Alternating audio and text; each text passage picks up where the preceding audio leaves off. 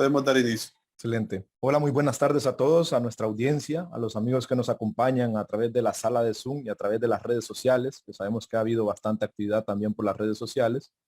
Estamos a punto de iniciar nuestra cuarta ponencia de este día, de nuestro encuentro centroamericano de matemática industrial, y en esta ocasión tenemos el gusto de tener con nosotros al profesor Fernando Hernández, que nos va a hablar sobre algoritmos, implementaciones eficientes y su utilidad en la industria, problema de comprensión de imágenes y ruteo de vehículos. Y es para mí un honor, antes de que el profesor Hernández nos hable sobre su interesante plática, pues leerles un poquito del perfil y la biografía del invitado que nos engalana en esta tarde. Es doctor y máster en matemática aplicada de la Facultad Regional Multidisciplinaria de Chontales, coordinado en conjunto con la Universidad Central Marta Abreu de las Villas de la República de Cuba, desarrollando tesis doctoral en investigación de operaciones. Es egresado de la carrera del doctorado en Ciencias de la Computación de la Facultad de Ciencias Exactas y Naturales de la Universidad de Buenos Aires, en el marco del trabajo de Grupo de Optimización Combinatoria bajo la dirección de la doctora Irene Huiciao, bajo la línea de investigación Problemas de ruteo de vehículos generalizados, que son problemas de optimización combinatoria del tipo NP-hard. El doctor Hernández es docente adjunto de la Universidad de Kaiser, campus latinoamericano desde febrero de 2021, donde ha enseñado matemáticas, álgebra intermedia e universitaria. También ha impartido clases en diferentes universidades del país, tales como la Universidad Nacional Autónoma de Nicaragua, UPOLI, Managua, desarrollando diferentes cursos de matemáticas, matemáticas financieras, estadística, investigación de operaciones y programación. De la misma forma, ha impartido el curso de modelos diferenciales para estudiantes de doctorado de matemática aplicada que brinda la UNAM Carazo. Ha recibido formación y es especialista en los siguientes campos de investigación: investigación operativa, heurística y metaheurística, procesamiento digital de imágenes, didáctica de las matemáticas. Actualmente trabaja con un equipo multidisciplinario en estas áreas de interés y dirige un par de estudiantes de doctorado. Así que es para mí un gusto, profesor Fernando, cederle la palabra en esta tarde y nuevamente darle la bienvenida a todos quienes nos acompañan. La palabra es suya, doctor. Muchas gracias, el gusto es mío. Compartir un poco en lo que trabajamos desde acá, ¿no? Y cómo estamos trabajando con otras instituciones, ¿no? Prácticamente. Voy a compartir pantalla. No sé si logran visualizar ahí. Sí, sí se mira. Perfecto. El día de hoy vamos a hablar un poco acerca de los algoritmos, implementaciones eficientes y su utilidad en la industria. Dos problemas que con nosotros sería el problema de compresión de imágenes y el problema de ruteo de vehículos generalizado, una parte. Se va a centrar prácticamente en dos charlas, pero vamos a ver si me da el tiempo, ¿verdad? Porque están bien cargaditas. Entonces vamos a revisar por ahí. En una primera instancia vamos a trabajar lo que son algoritmos heurísticos de coincidencia para la estimación de movimiento y compresión de imágenes en la primera instancia. En una segunda instancia vamos a trabajar acerca de los algoritmos heurísticos para el problema de ruteo de vehículos generalizado. En su versión en inglés de esta forma, ¿verdad? El esquema general sería descripción general, problemas y objetivos, marco teórico, metodología, experimentos y resultados computacionales, así como algunas conclusiones y perspectivas a futuro que actualmente estamos trabajando dentro del equipo prácticamente. La comprensión de imágenes. Primeramente vamos a trabajar la importancia, por qué hacer el estudio de este determinado problema desde el punto de vista práctico. Dentro de la teoría trabajamos un poco lo que es el procesamiento de imágenes, desde la reseña histórica de cómo surgen hasta los tipos de redundancia prácticamente. También trabajamos las diferentes medidas de comprensión, como son en este caso la distancia de Chenowski, la medida cuadrática, el valor del PCNR, la parte de entropía, que esto nos viene a medir un poco la calidad en función de las imágenes que estamos trabajando. También formalizamos un poco la parte de los algoritmos de estimación de movimiento, tanto el dominio frecuencial como temporal. Así como los algoritmos heurísticos, en este caso son algoritmos heurísticos en búsqueda exhaustiva, es decir, completa, algoritmos de búsqueda en 3 pasos, así como una extensión para 4 pasos. Algoritmo de búsqueda en diamante, esos serían los heurísticos, y luego a partir de ellos hacemos algunos heurísticos mejorados dependiendo las heurísticas iniciales que tenemos. Como resultados computacionales, vamos a presentar algunos avances acerca de la transformada discreta del coseno. Cabe señalar que también se trabajó la transformada de Fourier, pero la distribución de píxeles en este caso está todo a lo largo de toda la imagen. Entonces, por eso preferimos trabajar con la transformada discreta del coseno, así como la Weyler, que son onditas, para trabajar los algoritmos heurísticos. Cabe señalar que estos problemas, los dos que vamos a trabajar, son del punto de vista NP-hard y está dentro del punto de vista de la matemática de optimización. Y en particular, optimización combinatoria es un poco más complicado de resolverse. Desde un punto de vista teórico, lo trabaja Steve Scoot, que tiene que ver con los problemas NP, NP completud, CoNP, entre otras características de ellos. También tenemos el español, que es el padre, quien dio origen un poco a la parte de la heurística y metaheurística. Luego tenemos uno de los personajes que dio los primeros avances, tanto la transmisión de imágenes. Tenemos a Pavlovnikov, que hizo la transferencia, la primera imagen, ¿verdad?, de un determinado lugar hacia otro, en pequeña distancia hace tiempo. Luego tenemos por acá, en referencias más actuales, tenemos a Tadeusz Kanadei, que él dado aporte en la parte de visión artificial o visión por computadora, en la parte de Machine Learning, entre otros detalles que tenemos por ahí. Por otro lado, un poco más al sur, tenemos a la doctora Irene Nosu, directora de tesis, ¿verdad?, en ciencia de la computación, que también trabaja este tipo de problemas, y tratamos de dar respuesta a partir de algoritmos heurístico, metaheurístico. ¿Por qué? Porque de forma exacta es del punto de vista computacional complejo.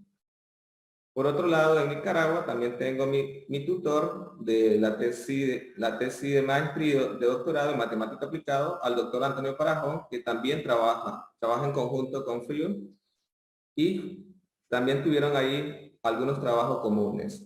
Entonces, el doctor Antonio Parajón, él es de origen nicaragüense, ella es de origen argentino. El problema fue introducido en el año 1962 por Abel Caselli, que trató de transmitir la primera imagen. ¿De dónde? De Amiens a París, Francia, prácticamente, en una determinada distancia. En ese momento fue un boom en ese sentido. Ahora las transferencias se hacen en milésimas de segundo y rápidamente. Luego tenemos a Pavlovnikov en 1984, después de 22 años, fue uno de los pioneros de la parte de la televisión, que también se centró en la parte de transferencia de imágenes o encapsular ese tipo de información.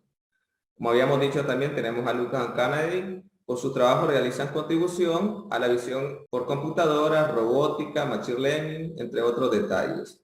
Otra de las aplicaciones que podemos ver prácticamente para dar respuesta a este problema es en el caso de la medicina. Cuando nosotros nos tomamos un ultrasonido, en este caso, el microscopio lo que hace, ¿verdad?, toma una fotito en pequeño, en miniatura, y luego eso el médico trata de verlo a gran escala. Entonces, cuando nosotros hacemos el proceso de verlo en pequeño y de repente lo queremos ver a gran escala, lo que se generan ciertas distorsiones. Esas distorsiones son como los efectos bloque o efecto cuadro, que por lo general lo vemos también en la televisión, cuando hay problemas de señal, en ese caso, que se generan esos bloques, o el efecto sombra prácticamente. También tenemos, por otro lado, satélites en la parte de que tiene que ver con el clima, es decir, para tomar una determinada fotografía, un pequeño corto, de cómo se está desplazando una tormenta tropical, o cuando queremos ver un determinado planeta que está en una determinada posición y se ha desplazado algunas milésimas. Entonces decimos nosotros, ¿cómo vemos eso? Entonces nosotros tomamos la fotografía a partir de un microscopio que se hacen a gran escala, a cierta distancia, pero cuando queremos recuperar esa información, se hace a gran escala. Entonces por ahí hay un efecto de codificación y decodificación de la información, o de transferencia de datos. Luego tenemos los algoritmos por acá. Estos también algoritmos lo podemos ver desde el punto de vista de agencias policiales, que tenemos una imagen y la idea que sería recuperar. ¿Cómo recuperamos? ¿Cómo buscamos una imagen en una base de datos? Pero hay que tener cuidado acá que actualmente los algoritmos a veces también fallan, acuérdense, porque a veces tal vez una persona inocente sale como culpable. Entonces hay que tener mucho cuidado con este tipo de algoritmos. En la parte de encriptar, también tenemos ahí la parte de criptografía, que tiene que ver con las tarjetas de crédito. Entonces, ya sea dactilar o por la retina, lo que pasamos son ciertos valores, en este caso serían ciertos píxeles. De la imagen pasamos ciertos píxeles y el decodificador lo que hace es reconstruir la imagen con base a esos píxeles. ¿Por qué el estudio de estos tipos de problemas? Entonces, el estudio de este tipo de problemas tiene que ver bastante con el boom de la tecnología en la actualidad. Entonces, vemos prácticamente en la sociedad o en la industria que prácticamente todo esto se comporta de forma a partir de las redes sociales o a partir de la forma de cómo nos comunicamos, ya sea por WhatsApp, por Instagram, por correo o los correos institucionales de las diferentes empresas o instituciones, Yahoo, Skype, Gmail, entre otros, ¿verdad? Incluso los personales, ¿verdad? De las instituciones que tenemos por ahí. Entonces, me voy a centrar en una de ellas y vamos a analizar el proceso de cómo funciona esta parte. Entonces, tenemos lo siguiente. Por lo general, en la vida cotidiana, nosotros nos tomamos una foto de algún evento o alguna fiesta que creemos que es importante y queremos dejar guardado esos recuerdos. Antes lo hacíamos de tal manera en físico, ahora estamos tratando de manera digital. O sea, en alguna parte queda almacenada esa información. Entonces, ¿qué está pasando? Si nosotros tomamos una fotografía o un video corto, lo subimos a una determinada red social o en algún lugar personal. O sea, vamos a suponer que lo subimos a Facebook, ¿verdad? Y que está en privado y que solo ciertos amigos logran visualizar. Entonces, esta información, la que tomamos, la subimos. Pero ¿qué va a pasar? ¿Para qué la subimos? La subimos con el objetivo de que algún familiar, algún amigo o algún compañero, ¿verdad?, de trabajo vea qué estamos haciendo, ¿verdad? Tal vez estamos lejanos y vemos qué estamos haciendo, ya sea una fotografía o ya sea un video, un pequeño video, ya sea de 5 minutos, 1 hora, dependiendo. Pero almacenar esa información, acuérdense que tiene un peso en memoria RAM y también en el espacio en la nube. Depende de dónde lo alojemos. Entonces, en este caso. Entonces, esto trae consigo, cuando nosotros mandamos ciertos píxeles, el decodificador, dependiendo del teléfono que tengamos, si es de la misma calidad, significa que va a reconstruir bastante bien. Pero si el teléfono que tenemos de baja calidad, ya sabemos que vamos a tener una imagen o un video bastante distorsionado. O puede pasar viceversa, que tenemos un teléfono de baja calidad, tomamos una fotografía o un video y lo subimos. Entonces, al otro lado, lo que se hace es reconstruir esa imagen con ciertos píxeles y ciertos vectores de movimiento. Entonces, la calidad también ahí se pierde. Entonces, en ese caso. Entonces vamos a ver qué efecto se presenta. Entonces se presenta el que habíamos dicho, efecto bloque y el blureo o efecto sombra, decimos nosotros. Lo ideal sería mandar todos los píxeles, pero eso es desde el punto de vista computacional costoso. El planteamiento del problema prácticamente consiste en la siguiente pregunta. ¿Por qué es importante la compresión de imágenes con el auge de la tecnología? Entonces nosotros nos damos una respuesta a la siguiente. Es importante porque el ser humano se ha empeñado en capturar lo que el ojo humano ve en tiempo real. Pero ¿qué está pasando? Que lo que está en nuestro medio es tridimensional y nosotros lo llevamos en una fotografía o en un pequeño video y eso pasa a ser bidimensional. Entonces en este caso. Entonces por un lado, capturar, ¿verdad?, en tiempo real. Por otro lado, tratamos de almacenar esa información. Entonces, al almacenar esa información, si el equipo con que contamos no posee mucha memoria, vamos a tener un inconveniente. O si no tenemos espacio, ¿no? Otro detalle que vemos ahí es que necesitamos procesar esa información. ¿Para qué procesamos esa información? Se procesa para poderla transmitir. La transmitimos para que lo vea un determinado público o a veces lo dejamos abierto, en el caso. ¿Qué pasa entonces con esto? Todo esto cada vez lo pretende lograr en menos tiempo, menor costo y menor velocidad. Entonces lo queremos que automáticamente, decimos nosotros, si nos sincronizamos en tiempo real, como cuando estamos transmitiendo este video, ¿verdad? En tiempo real.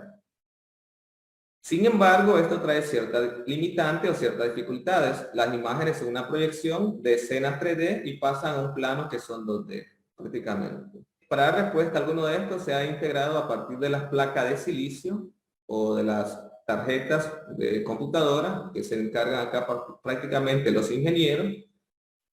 Es decir, una parte da respuesta a partir de ahí. Pero ¿qué pasa? Que cuando nosotros insertamos en esa tarjeta o esa placa de silicio, hay un determinado espacio y ubicar un microchip, un chip o un transitor en esa placa, hay que estudiar bien, porque hay que dejar un determinado espacio, porque si no se sobrecalienta. Y después, como en algunos años anteriores, pasaba que nuestro teléfono lo damos al bolsillo y de repente ese teléfono estaba caliente. Actualmente hay algunos enfriadores prácticamente. Entonces, por ahí una parte. Se da respuesta a partir de ahí. Entonces, la idea es la implementación de los algoritmos viene a dar respuesta a este tipo de problemas. Entonces, la estimación de movimiento es una de las partes fundamentales en el proceso de reconstrucción de imágenes, tanto en la codificación como en la decodificación, ya sea de una imagen, una secuencia de imágenes y le damos una transición que tiene que ver con el tiempo y eso nos genera un vídeo a medida que avanzamos, cuando tenemos una secuencia de imágenes. Entonces, la implementación de estos algoritmos nos permite reducir de forma eficiente tanto la redundancia espacial como temporal. Viene a dar respuesta a lo que tenemos, tanto imágenes como secuencia de imágenes y videos. Pero ¿cuánto nos da respuesta? 2/3. El otro 1/3 a partir de las placas se obtiene. Acuérdense, a medida que se sigue investigando, también en las placas de silicio se investiga la manera óptima de cómo insertar un transitor, un chip, un microchip. Entre más pequeño el dispositivo, decimos nosotros, hay que hacer más pequeñito lo que vamos a insertar. Entonces eso se cumple con un tercio, que es el complemento prácticamente, a la hora de reconstruir la imagen. Dentro de los objetivos generales y específicos nos hemos planteado lo siguiente. En primera instancia, diseñar e implementar los algoritmos heurísticos para la comprensión y estimación de imágenes. Y a partir de imágenes decimos una secuencia de imágenes y el video, que son una secuencia. Para eso nos hemos propuesto revisar el estado del arte de los algoritmos existentes que estén relacionados con este tipo de problemas, analizar la teoría matemática, en este caso toda la teoría existente, en el momento que estuvimos trabajando, actualmente se ha incorporado algunos otros detalles y seguimos trabajando ahí, en esa parte. Y así como organizar un poco qué métrica nos funciona mejor en relación a lo que existe, ¿verdad? ¿Con qué métrica trabajar o con qué medida de calidad en ese caso? Una vez que tenemos revisado y analizado la teoría existente, tanto de los algoritmos como la parte matemática, procedemos a diseñar los algoritmos, tanto de dominio frecuencial, que corresponde a lo de transformada discreta del coseno, transformada de Fourier, en el caso nosotros la descartamos, y en el caso de la Weyler, es decir, las onditas que hay que trabajar por ahí un poco. Por otro lado, trabajamos lo que son el diseño de algoritmos heurísticos de dominio temporal, que tiene que ver con los algoritmos heurísticos y los heurísticos mejorados, así como las metaheurísticas, a partir de los heurísticos constructivos que generamos. Una vez que se diseñan, pasamos al siguiente proceso, que es el proceso de implementación. Implementar es todos esos algoritmos que están diseñados de una forma, ya sea por medio de un pseudocódigo o a partir de un diagrama. Una vez que implementamos, en el caso nosotros trabajamos con el software MATLAB porque ya hay librerías propias y hay bastante información en el cual nosotros podemos trabajar. Pero ojo que más adelante voy a decir qué pasa con algunas ventajas y desventajas al trabajar con MATLAB. Y por último, una vez que tenemos todo esto, tratamos de comparar la eficiencia de los algoritmos consigo mismos, es decir, qué tan eficiente uno con respecto al otro, y comparar con algunos de los artículos publicados o algunas bases de artículos que están indexados por ahí. Lo complicado acá, comparar con ciertos artículos, pasa que la mayoría, cuando hablamos de procesamiento de imágenes, hablamos procesamiento de video, están encapsulados, porque si se genera un determinado cambio, una mejora, eso en la industria genera una cierta cantidad de ganancia. Entonces por ahí hay otro detallito que trabajar. Entonces está encapsulado. Entonces con base en la información que está, nosotros avanzamos. Vamos a ver un poco el fundamento matemático, cómo está estructurado, tanto matemático como la parte teórica. Entonces, trabajamos por un poco la parte de procesamiento de imagen y video, dos partes, primero imágenes, después video. También está la parte de audio, ¿no? Pero nosotros todavía acá no la abordamos, pero también hay que ver esa parte. Entonces, por ahí tenemos la compresión de imágenes, toda la historia y toda la teoría relacionada y los tipos de comprensión de imágenes, cuáles existen. Y cómo se representan esas imágenes, cómo las representamos. Acuérdense que una imagen escala grises, solo está ceros y unos, pero cuando decimos una imagen a color o un video a color, entonces ahí hay que ver otros parámetros que trabajar. Luego también trabajamos lo que son las medidas de comprensión, como las medidas de Chenowski, Minkowski, correlación cruzada, es decir, el PCNR, la entropía para medir ciertas calidades, para medir la distancia, es decir, cómo estamos, comparado con respecto a otros algoritmos. Y sobre todo los vectores de movimiento. Por otro lado, trabajamos también en la parte teórica y fundamento de la transformada discreta de cosenos, Weyles. En el caso de la transformada discreta de cosenos, la trabajamos unidimensional y bidimensional. Y alguna forma de dar respuesta a este problema están a partir de los algoritmos exactos para pequeñas instancias, y para grandes instancias tenemos los heurísticos y los heurísticos mejorados, así como los metaheurísticos. Bueno, acuérdense que hay que sacrificar la solución óptima o la solución exacta, de tal manera que tengamos una solución que sea bastante buena en menor tiempo, decimos nosotros. Entonces hay que sacrificar algo. Y por otro lado, se formuló también un poco la teoría de complejidad computacional existente en relación a este tipo de problemas, que estamos trabajando. Dentro de la formulación matemática tenemos lo siguiente. Todo acá conocemos que estamos hablando de transformada discreta de cosenos, que va a ser un producto de sumas de funciones cosenos prácticamente. ¿Para qué utilizamos esto? Para reconstruir la imagen, construir y decodificar. Entonces, codificamos, decodificamos. Entonces, por una parte, codificamos con la transformada y decodificamos con la transformada inversa del coseno. En este caso, usamos la inversa prácticamente, que también serían sumas de productos de cosenos, de funciones de coseno. También un poco trabajamos las métricas Minkowski. Ojo que esta información, hay bastante información en la web, pero acá hay que ver un poco los vectores de movimiento. Entonces nosotros tratamos de centrar un poco en los vectores de movimiento. La teoría estadística ya está bien formulada, pero sí hay que ver cómo trabajar con los vectores de movimiento. Eso es lo novedoso en este caso. Y dependiendo de los parámetros del coeficiente alfa, si alfa vale 1, prácticamente estamos trabajando con el error medio absoluto, y nuestra ecuación o nuestra función nos queda de este estilo. Y si alfa vale 2, estamos en el error cuadrático medio, que es lo que por lo general se utiliza. Y a medida que vamos avanzando, se van probando con las otras métricas y medidas de calidad. Ok, entonces, como habíamos dicho, uno de los primeros efectos es el efecto bloque, y se produce por lo siguiente. Entonces tenemos una imagen en escala gris. ¿Qué significa tener una imagen en escala gris? Significa que tenemos una matriz de 256 por 256, suponiendo, ¿verdad? O puede ser una de 512 por 1024 en escala gris. Entonces en ese caso tomamos ciertos píxeles. De toda esa, lo ideal sería mandarlos todos.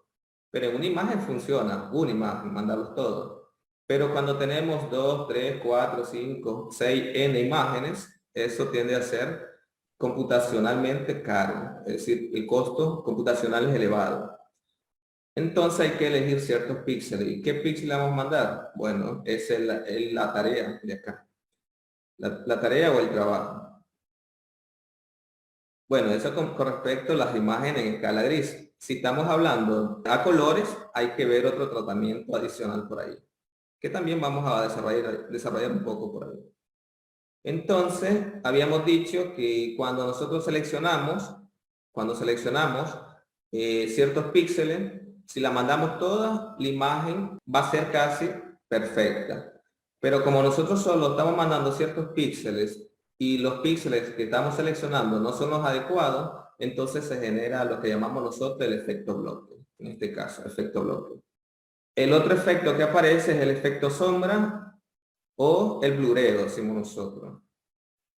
Pero eso lo genera ¿quién? La Wayland. Entonces, dentro de la Wayland trabajamos ciertas transformadas que tienen que ver con las funciones de 3 transformadas pequeñas, que son las siguientes. La transformada hard, double shift4, singlet 8. Entonces, en este caso, existe un sinnúmero, pero nosotros nos centramos en alguno de ellos para tener ciertos resultados. Y también hemos trabajado a partir de otras que tenemos por ahí, dentro del equipo. El efecto, como había dicho, que se presenta al trabajar con la Wayland es el efecto sombra, en este caso, o blureo. Se observa por ahí más o menos. Igual, problema de transición. Habían algunas imágenes que eran GIFs y no se miraban. Entonces parece que estaba el problema de transición por ahí. Ahí ya tenemos un inconveniente, problema, que es el que estamos trabajando. Entonces tenemos el algoritmo de búsqueda exhaustiva, que sería en el caso de buscar los píxeles en esa matriz de 256 por 256 o n por n, de tamaño n por n, en el caso general. Entonces, en una búsqueda exhaustiva sería píxel a píxel, primero por fila y luego por columna. Entonces, en ese caso, eso desde el punto de vista computacional, sabemos que los algoritmos de búsqueda corresponden a los problemas NP-hard prácticamente. Entonces, cuyo pseudocódigo en general sería este. En este caso tenemos esta métrica o alguna de las otras que señalamos. Entonces, por otro lado, tenemos el esquema de codificación. Entonces, por un lado, entra la imagen, transformamos esa imagen, cuantizamos los coeficientes y codificamos a partir de entropía. Entropía y sale la imagen. En este caso, que puede ser una imagen dependiendo, que puede ser buena o puede ser mala, dependiendo del algoritmo que se haya implementado. Un poquito más avanzado, cuando tenemos redundancia temporal, pasa por el siguiente proceso. Entonces, desde cuantificación, hacemos la cuantificación inversa, que sería la transformada inversa. Pasamos por los algoritmos de paso al dominio temporal, vemos la memoria de esas imágenes, cómo está reconstruida, y vemos los vectores de estimaciones, cómo están por ahí.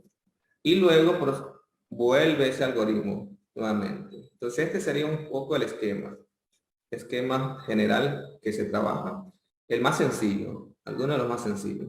Vemos acá, ¿qué pasa con la búsqueda exhaustiva o completa? Con respecto a las soluciones, de buscar esos píxeles que están allí distribuidos en esa matriz o en esas imágenes que están ahí, imágenes 0,1. Entonces, veamos ahí entonces. ¿Qué hace siempre el algoritmo? Lo busca siempre por fila, o lo recorremos siempre por fila, o lo recorremos por columna. En una matriz de 8 por 8. A eso se obtiene rápidamente. Pero ya cuando es 16 por 16 también se va obteniendo. Después de 32 por 32, 64 por 64, 256 por 256, buscar uno a uno, píxel a píxel. Y luego decimos nosotros qué pasa si es n a n. Entonces eso, desde el punto de vista computacional, es bien caro. Entonces, en este caso. Entonces, para una imagen de 512 por 16 píxeles que nos interesa, y un parámetro de 16, es decir, que tenemos una imagen que la estamos dividiendo en macro bloques de 16, de tamaño 16 por 16, eso le lleva más o menos a una computadora estándar 82.85 por 10 elevado a la 8 operaciones, hacer ese cálculo. Una imagen. Y estamos hablando en escala gris. Ahora, si tenemos una secuencia de 30 frames en escala gris, en la búsqueda simultáneamente, Entonces le lleva más o menos, dice que es una cifra astronómica, más o menos 98.55 por 10 elevado a la 9. Es bien alto ahí. Pero si la fuente incrementa a un tamaño de n igual 100, prácticamente lo hacemos una similitud, una comparación como le da el universo, es decir, 4 por 10 elevado a la 12. Operaciones que tiene que hacer en cómputo, es decir, una computadora. Entonces necesitamos una computadora que sea potente, o necesitamos un mainframe por ahí, o necesitamos paralelizar, es decir, trabajar con computadoras simultáneamente y que sean buenas, para obtener algoritmos que sean rápidos y eficientes. Eso en el caso de la búsqueda exhaustiva, ¿no? Entonces, por eso la idea de relajar, es decir, no obtener la solución óptima, pero sí una que sea buena y obtener el menor costo. ¿Qué significa eso? Desde el punto de vista computacional, tener una imagen que sea bastante cercana a la que nosotros hemos capturado, pero perdiendo ciertos detalles. Una imagen. En el caso de una secuencia, igual. En el caso de un video, igual. Entonces, ¿qué pasa con las imágenes a colores? Que es lo que yo decía. Y en el caso de los videos, cuando están ahí, que también tenemos que ver la parte de los vectores de movimiento. Entonces, en el caso de las imágenes a colores, seguimos el siguiente patrón. Entonces, por un lado, tenemos que decodificar nuestras imágenes en los colores primarios que todos conocemos. Es decir, tenemos la imagen y las trabajamos en escala roja, verde y azul. Decodificamos simultáneamente y comenzamos a trabajar con ellas, en este caso, por separado, por separadito. Y la idea es buscar en cada una de ellas. Entonces, en el caso de ahí, y al ver algunos vectores de movimiento, cuáles serían los mejores para mandarle al codificador después. Que sería el receptor prácticamente. Nosotros somos los emisores prácticamente, y los que están escuchando sería el receptor. Entonces el receptor, que sería la computadora o el procesador en ese caso, solo le mandamos ciertos píxeles y ciertos vectores de movimiento. Y a partir de ellos reconstruye la imagen. Tratamos de reconstruir la imagen, que sea la mejor posible. Dentro de la complejidad computacional, esto está dentro de los problemas, como habíamos dicho, que NP-hard, en la clasificación tenemos los NP completos, co-NP completos, en general, y por ahí tenemos P. Incluso acá hay una pregunta, una interrogante que siempre atormenta un poco a los matemáticos y a los computadores teóricos, que tratan de dar respuesta que si el problema P es igual a NP, entonces algunas respuestas que están ahí, entonces nos daríamos cuenta y daríamos respuesta a muchos problemas que tienen a este estilo, que aún sigue abierto, ¿verdad? Que también hay un premio por ahí. Dentro de la metodología que seguimos nosotros, tenemos primeramente el diseño de los algoritmos heurísticos. Para el diseño de los algoritmos heurísticos trabajamos el dominio frecuencial, tanto en este caso, tanto la transformada discreta del coseno como la Weyler, o las onditas que se mueven. Dentro de los algoritmos transformados discreta de coseno, trabajamos por frecuencia por umbral, así como por valor absoluto. Es decir, son diferentes. En el caso de la Weyler, trabajamos con una extracción de un histograma de color para revisar las similitudes. ¿Cómo están las similitudes? Entonces, en este caso, eso con respecto a los algoritmos de dominio de frecuencia. Luego tenemos los algoritmos de dominio temporal, que ya tienen que ver un poco con los algoritmos de búsqueda exhaustiva para pequeñas instancias, búsqueda en 3 pasos, búsqueda en 4 pasos, búsqueda en diamante, y a partir de ellos obtener alguna mejora, así como las heurísticas. Entonces avanzamos en la parte de heurística y a partir de las constructivas. En el grupo, por lo general, trabajamos sobre algoritmos de colonia de hormigas, que hay buenos resultados, y en la parte de algoritmos genéticos o evolutivos. En la parte de implementación, habíamos dicho que trabajamos en lenguaje de matemáticas o de programación MATLAB. La desventaja de que las funciones, que si hacemos uso de una función que ya está ahí, ya trae un orden de complejidad computacional, un orden. Entonces nosotros ya llevamos ese peso hasta ahí. Lo ideal sería dar respuesta a partir de implementarlo desde C. Pero eso significa que lleva un poco más de tiempo procesamiento, pero hay que trabajar con alguien que los estudiantes de maestría o doctorado que están bien interesados, comenzar desde cero y comenzar a dar algunos aportes por ahí. Luego, ¿cómo comparamos estos algoritmos? La comparación de estos algoritmos fueron a partir de los diferentes parámetros, darnos cuenta, comenzar a variar los parámetros y comparar consigo mismo y con las literaturas existentes. En nuestro caso, comparamos con el artículo que fue publicado en 2006 en ese momento, para el caso de la Weyler, ¿no?, de Ochtenheimer. Y luego vimos el rendimiento de los algoritmos. Igual que al inicio había dicho que la comparación de ellos es bastante difícil porque a veces en los artículos donde están, dan ciertos parámetros y lo que hay que hacer uno es trabajar y programar en función de del algoritmo que propusieron, los parámetros que propusieron. Nosotros tenemos una primera aproximación, pero no tenemos prácticamente el pseudocódigo, el algoritmo completo encapsulado que ellos tienen para hacer una buena comparación. Entonces ahí hay algún detalle, algunos artículos son de paga, entonces a veces son difíciles, no poseemos la cantidad de dinero para obtenerlo, y algunos se obtienen a partir de los contactos que tenemos en ese caso. Y se logró al menos comparar con ellos. En el caso de los algoritmos, antes de llegar a los algoritmos, se trabajó en los pseudocódigos de los algoritmos. En algunos se trabajó en algunos diagramistas porque las heurísticas y metaheurísticas a veces eran más parafraseadas, entonces que a veces no se podía hacer un pseudocódigo. Más o menos el código trabajado en MATLAB nos llevó más o menos 75 páginas, pero nosotros siempre dejamos algunas funciones elementales, porque si no sería un grande ese trabajo que se presenta. Por acá se muestra un poco cuando estuvimos trabajando, ¿verdad?, en el caso de los diferentes algoritmos que tiene que ver con valor absoluto y tanto por el umbral, cuando estamos reconstruyendo ciertas imágenes. Y logramos apreciar lo siguiente, que el umbral por valor absoluto reconstruye mejor que el umbral por frecuencia. Eso es el tipo de datos como nosotros elegimos y la métrica a considerarse. Lo cual se puede visualizar en estas imágenes, que son siempre imágenes de prueba y que la gente que trabaja en este tipo de algoritmos son base prácticamente. Nosotros tratamos de dejar algunas propias para ver que también funcionaba por ahí. Y la medida de calidad es el valor del PCNR. Por otro lado, teníamos en el caso de la Weyler, entonces tenemos un conjunto de imágenes. Entonces dentro de ese conjunto de imágenes nosotros tratamos de reconstruir. Entonces tenemos una imagen de prueba que es la que podríamos buscar en una base de datos, y a partir de una distancia que nosotros consideramos la mejor o la que mejor se aproxime a lo que nosotros deseamos, entonces reconstruye. Y este caso lo aproxima. Si ustedes observan, entre esta y esta son bastante similares, pero no son iguales. Pero lo que hace el algoritmo es acercarla. Es decir, esta es bastante parecida. Que lo que decía yo, que un individuo que lo buscamos en una base de datos porque haya tenido antecedentes penales, puede pasar de que salga una persona que sea inocente en ese caso, o viceversa, ¿no?, en ese sentido. Entonces ahí hay que tener cuidado con este tipo de algoritmos o el tipo de software con que se está trabajando.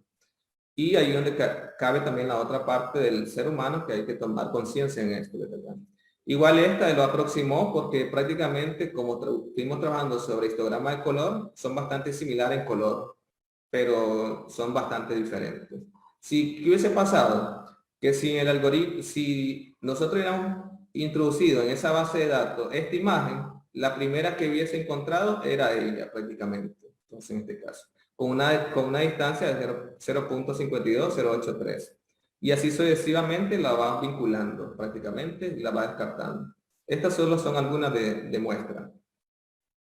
Igual se trabajó con los algoritmos que tienen que ver con estimación de movimiento, los diferentes algoritmos, y llegamos a lo siguiente, ¿verdad?, que tiene que ver ya con la parte espacial, ¿verdad? Entonces el algoritmo de búsqueda, el 3 pasos, el mejorado, en este caso busca en 4 pasos, y prácticamente vemos que el algoritmo de búsqueda exhaustiva es el que está por arriba, es decir, que reconstruye más, es peor o mal, o el que le lleva más tiempo, porque lo busca píxel a píxel, en ese caso.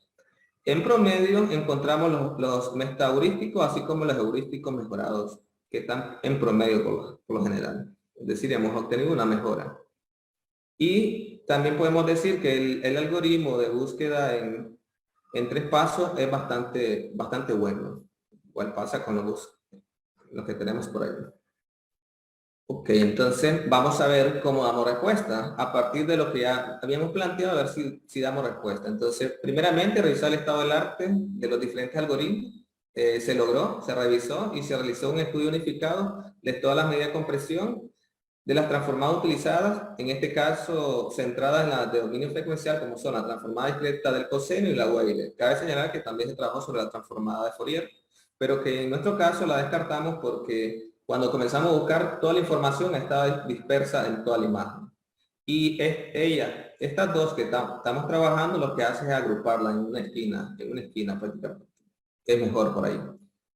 Incluso podemos trabajar por ahí por clustering también esa parte. ¿Cómo dimos respuesta en el caso de la teoría matemática? Se estructuraron en un determinado capítulo, algunos subcapítulos por ahí, los resultados teóricos de los diferentes algoritmos y la teoría matemática. En el caso de los diseños de los algoritmos, se diseñaron y se implementaron las funciones y procedimientos de los algoritmos de dominio frecuencial, tanto para la transformada discreta de coseno como para la Weyl, prácticamente. Así como los de dominio temporal, que son los algoritmos heurísticos, así como los metaheurísticos mejorados. Todo esto han sido escritos en lenguaje de programación MATLAB, prácticamente. Seguimos con la implementación de los algoritmos. Los resultados generales muestran que al aplicar el filtrado de los coeficientes de la transformada discreta del coseno, en valor absoluto es un poco mejor o mejor comparado por frecuencia, independiente del tamaño de bloque que consideremos. En este caso, ¿qué significa el macrobloque o el bloque que consideramos? Significa que la imagen en escala gris o a colores la dividimos en tamaños de 2x2, de 3x3, de 4x4, de 8x8, de 16x16. Entonces, independientemente del tamaño que consideremos, reconstruye mejor la de valor absoluto. Y también llegamos que ya a partir de cuando trabajamos con macrobloque de 8x8, obtenemos muy buenas calidades en las imágenes reconstruidas. Los descriptores binarios de la Weyl de Hart de las imágenes de interés se compara con la imagen de consulta, que fue lo que habíamos dicho, utilizando la distancia de Hamilton. Entonces lo que hace es buscar la más parecida o la más que se encuentra cercana a ella. Es decir, las imágenes más similares son recuperadas y las vas asociando y los acercas según la distancia que estamos considerando. Las ordena, ¿verdad? Según como nosotros queremos, ya sea de menor a mayor. Como queremos la más cercana, sería en este caso al dato más cercano a él. Por otro lado, los resultados demuestran que los algoritmos que presentan mejor rendimiento para los heurísticos, en este caso son los heurísticos mejorados. En este caso tenemos dos, y que son eficientes y por su calidad visual también. Son eficientes, es decir, tanto en tiempo como en la calidad de la imagen reconstruida. Es decir, por eso decimos visual.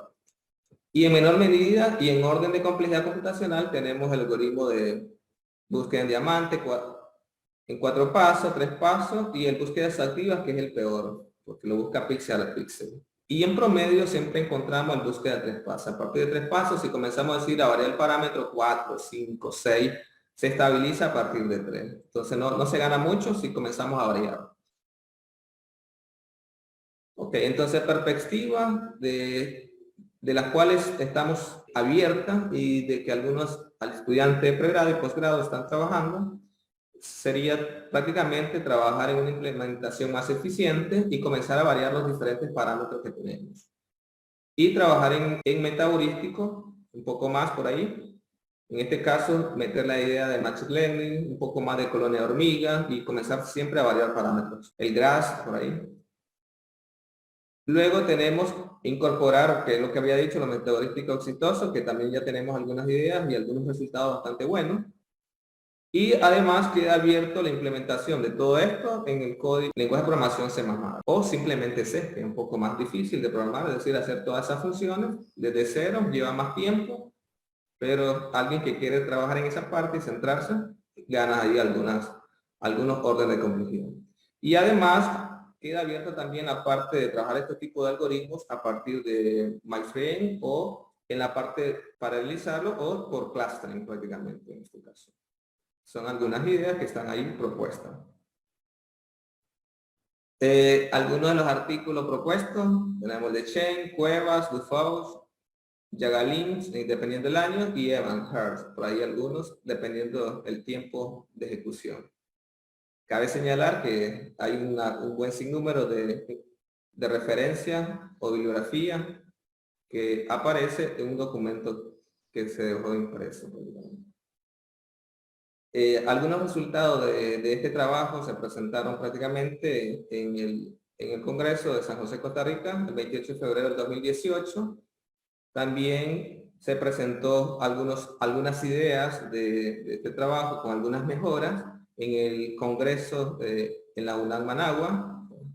Este fue más o menos en el 2019.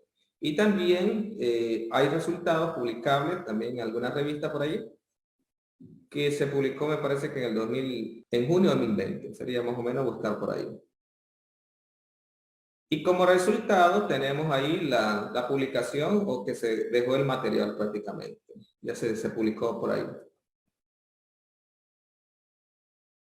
Agradecimientos al doctor Antonio Parjón Guevara, a la doctora Irene Lazur, que siempre estuvieron ahí bastante cercanos, y al doctor Luis Morales, que también de alguna forma dieron algunos aportes.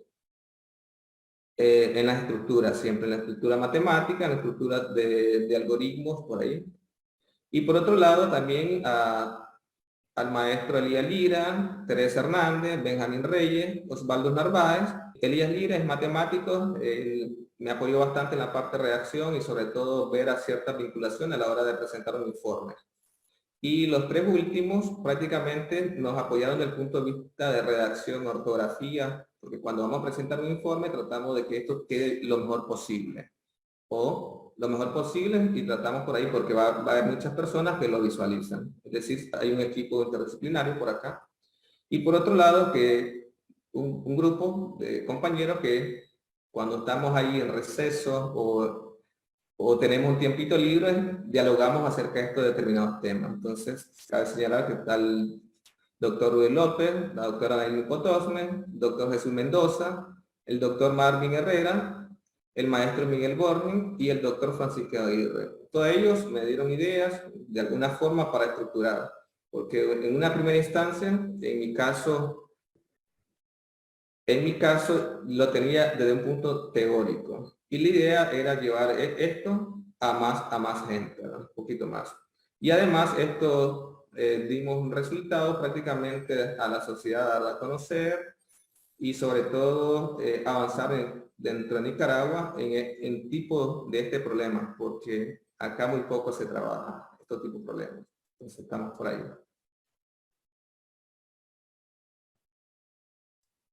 Bueno, esto con respecto a la primera, ¿verdad? La primera charla. Yo creo que para la segunda charla ya no me va a dar tiempo, pero sí va a dar una mención, ¿verdad? Por si un caso hay algún otro, ¿verdad? Algún momento me dan algún chance, que era prácticamente también algoritmos heurísticos para el problema de ruteo de vehículos. Esto tiene más aplicaciones en la parte de semáforo, en la parte de cómo transitar, ¿verdad? Dónde ubicar un determinado semáforo. Ahí hay muchas aplicaciones prácticamente, que yo creo que por ahí más o menos. Solo un detallito. Observen, me llamó la atención que cuando nosotros compartimos desde nuestro teléfono celular, observen, se aplican estos algoritmos prácticamente. ¿Ven? Es decir, cuando nosotros compartimos desde WhatsApp hacia Facebook, observen que tenemos esto que reconstruye prácticamente. Va reconstruyendo. Vamos a ver ahí qué está pasando. Entonces, ¿qué es lo que hacen los algoritmos de Facebook o Meta ahora? A partir de ciertos píxeles que están acá, reconstruye los espacios. Igual para esta, ¿ven? A partir de ciertos píxeles acá, reconstruye. Es decir, ya hay implementaciones de y que hay gente detrás trabajando en este tipo de problemas.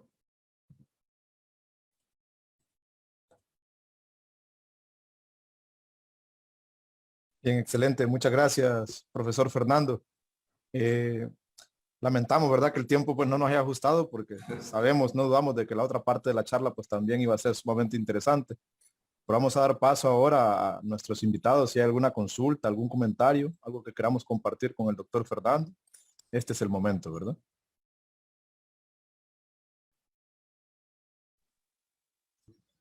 creo que voy a iniciar yo con las consultas. Entre tanto que otros amigos y colegas formulan alguna pregunta que tengan para Fernando. Fernando, cuando hace este procesamiento con Wavelets, entiendo que trabajó con MATLAB, ¿verdad? Esta primera fase del trabajo que me Exactamente, mostró. sí.